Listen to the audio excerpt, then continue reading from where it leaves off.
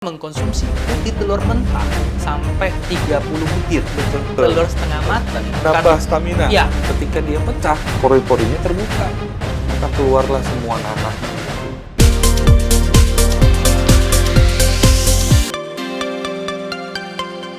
Halo Dokter Surya. Hai, Pak Kris. Ya, kembali lagi nih kita membahas masalah opini kesehatan ya, Ya. yang ada di masyarakat nih. Nah, kali ini saya sedikit mau mengangkat tentang masalah telur katanya menyebabkan bisul nih. Jadi dulu opininya jangan banyak-banyak makan telur, nanti bisulan katanya. Nah, seperti apa sih Dok pandangannya dari kesehatan? Fakta atau mitos ini Dok? Ya, saya bisa mengatakan ini mitos. 100%. 100%. Oke. Gitu. Kenapa? Karena telur ada kandungan-kandungan yang memang dibutuhkan oleh tubuh kita. Mulai dari mata, otak, kemudian Tubuh, untuk ya? metabolisme tubuh kita, semuanya membutuhkan. Terutama dari protein. Oke. Protein itu terkandung di putih telurnya. Ya. Gitu ya. Kemudian juga kuningnya. Kuningnya ini menghasilkan lemak. Hmm. Nah, lemak ini nanti dirubah, kalau secara medis kita bilangnya kolesterol. Oke. Gitu. Ini dua zat yang memang diperlukan oleh tubuh, Pak. Tapi ini lemak yang baik ya Dok ya? lemak yang baik. Bukan lemak yang jahat ya? Sebenarnya gini, pembagiannya itu nanti kalau di kuning telur itu dia masuk ke dalam tubuh masih satu kategori Lemak. Ya. gitu. Begitu nanti dia masuk ke susunan sel, barulah nanti yang kayak beberapa waktu saya katakan itu DNA yang membagi. Oke. Oh, ini dia lemak jahat, lemak baik, trigliserid, LDL, gitu. Nah, kita bahas masalah telur nih, Dok. Telurnya. Nah, telur katanya ada juga mengandung omega 3, 6, 9. Ini sebenarnya benar ada di dalam telur atau memang hanya trik marketing nih, Dok? Dan saya pernah kena triknya juga ya. Oh, Sebenarnya ada. sebenarnya ada ya? Sebenarnya ada. Memang ada. Di dalam putih telur itu bukan Ya. hanya protein.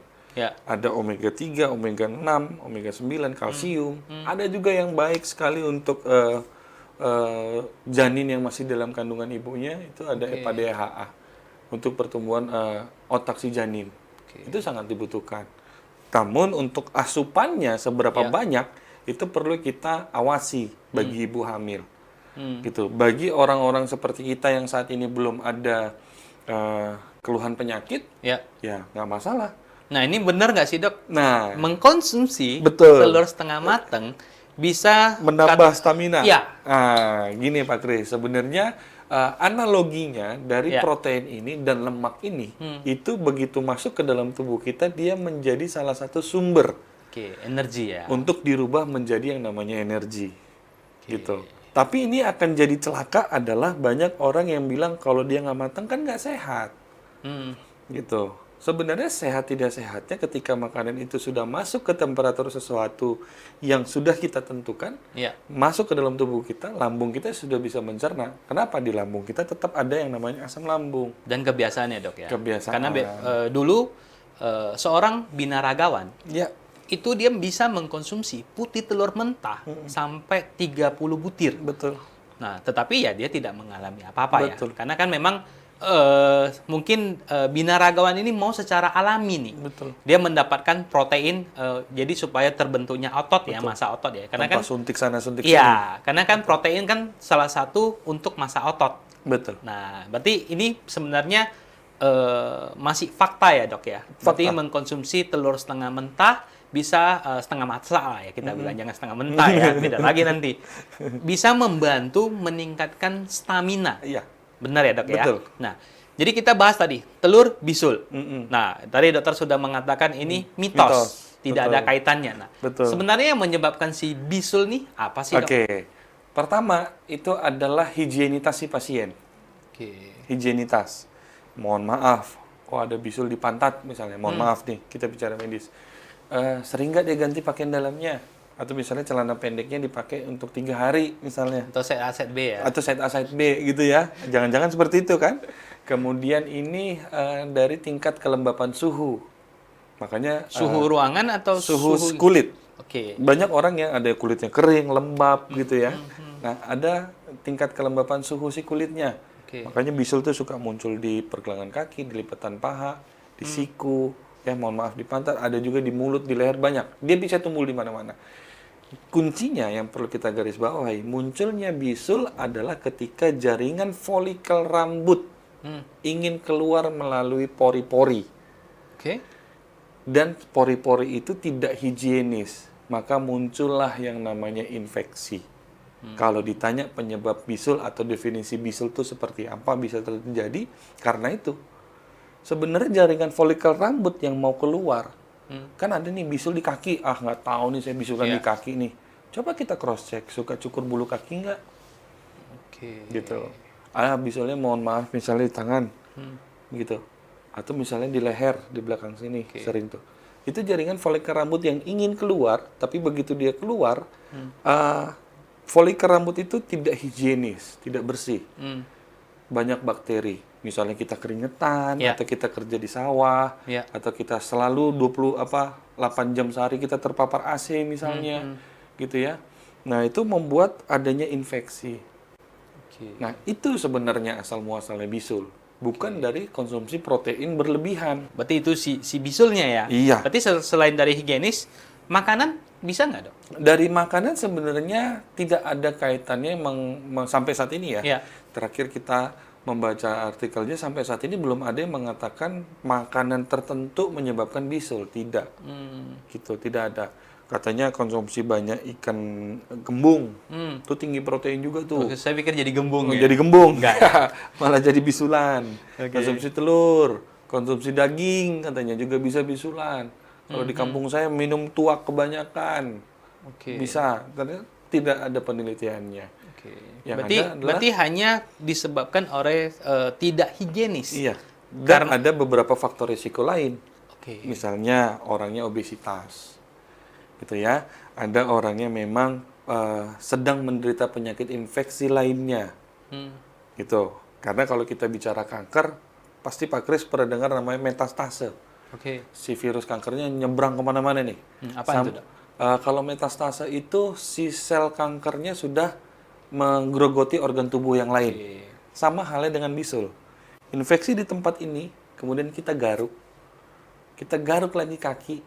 Cairannya itu ya? Cairannya itu akan ikut. Dan cairan itu mengandung bakteri.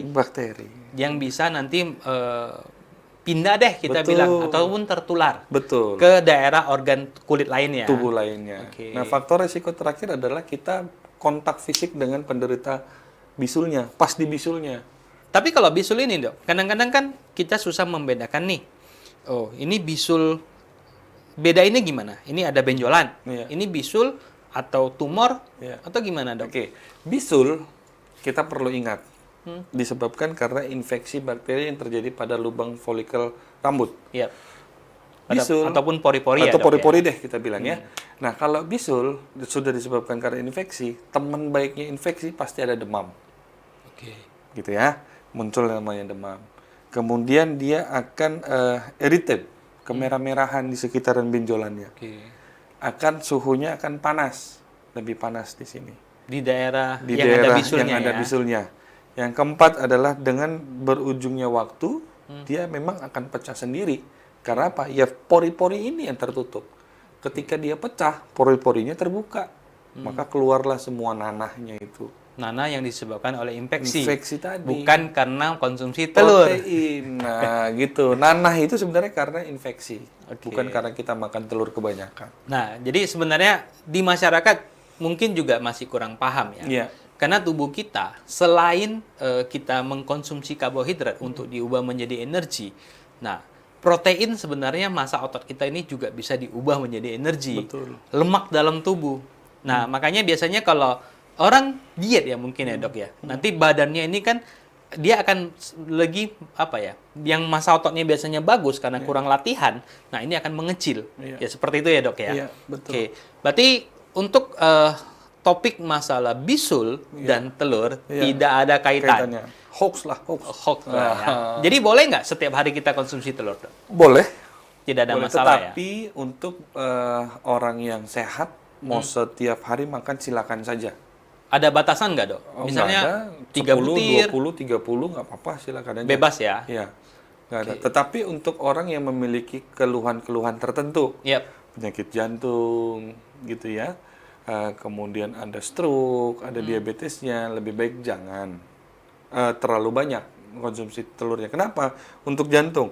Jantung di kuning telur itu akan mengandung lemak, masuk ke dalam tubuh kita yang namanya berubah menjadi kolesterol.